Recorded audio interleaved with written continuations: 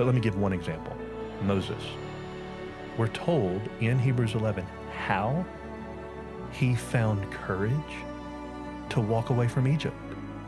And we may say, well, that was super easy. Anybody could have done it. He's raised in the palace of the Pharaoh. He's got all the privileges. He's the heir apparent. He's about to get everything handed to him, silver platter, that he really already was raised with, the silver spoon. But we're told in Hebrews 11, he was able to walk away from all of that because he considered, this is quote, the reproach of Christ greater riches than all the treasures of Egypt. Next verse, he saw him who is unseen. So there was something more compelling about his Redeemer than all the treasures of Egypt. And he counted it no sacrifice to give up all of that to have Christ. Because we're surrounded by people who have proven Christ to be of greater value than anything and everything. Abraham leaving it all, going to a land he didn't even know, where it was going to end up. And Gideon, Barak, Samson, David, Jephthah, the prophet, all these people, folks being sawn in half. I mean, that's in the passage. They're literally put in a log that's hollowed out and cut in half. People, it says, hiding in caves and holes in the ground, shutting the mouths of lions, Daniel, I presume. Because we have people like this, let us look to Christ also. Because not one of them finished their race and said he wasn't worth it. None of them. So the common denominator is Christ is faithful and he's worth any possible sacrifice that we might make. So that's one aspect. We're surrounded by plenty of examples, but it also says they're not made complete without us at the end of chapter 11, which I think means, in large part, especially, that our faith should be so seamless with theirs that when the completed totality of the redeemed, Old and New Covenant believers, both redeemed by the same Savior, are all united in one mass in glory, our faith looks pretty identical to their faith.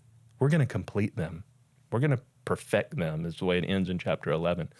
So therefore, do a couple of things. Lay aside anything that would slow you down. Maybe good things, definitely sinful things. Cast them off. You can't run a race bogged down with all those things. Look at Christ. And as you do that, consider the hostility he endured, verse 3. So I'll pause there and see what thoughts you have or how you want to jump in. I think that pointing that out really is an encouragement to the Christian to consider that our apparently insignificant little races that we run. Imagine a mom chasing kids around the house, almost a literal race, but and then dad getting in the car and going to the same work that he went to he's been there for 20 years. Is it really that important? If we don't understand how important the life that God has given us here is, we're okay with tossing it away.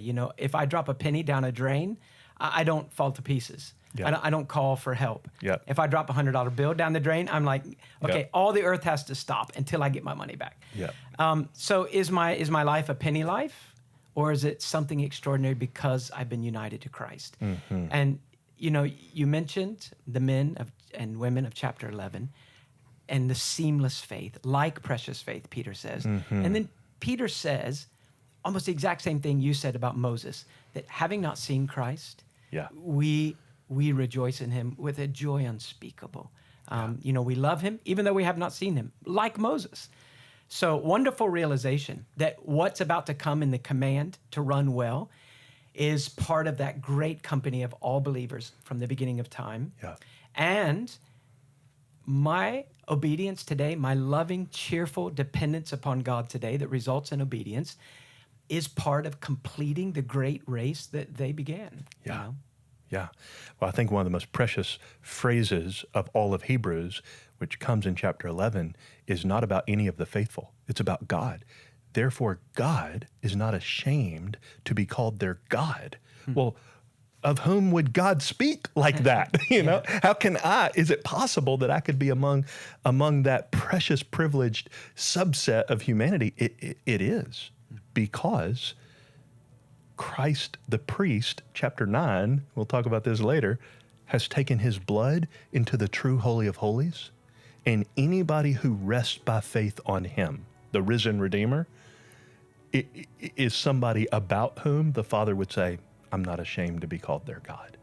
And, there's no heroes, as I said in chapter 11. There are no heroes in Hebrews chapter 11 except Christ. Oh, yeah, I totally agree. Yeah. And so now he's telling us how we, on this side of the cross, at this stage of redemptive history, are to run the same race that our forebears ran in the Old Covenant. As they look forward to the Redeemer, as we look back upon him and his coming, returning glory, how we are to run this race. And it be said of us, God's not ashamed to be called our God. Well, what would that look like? We really do appreciate being able to interact with you through the comments. So if you have questions or just comments you'd like to leave them below and we'll get back to them as we have a chance.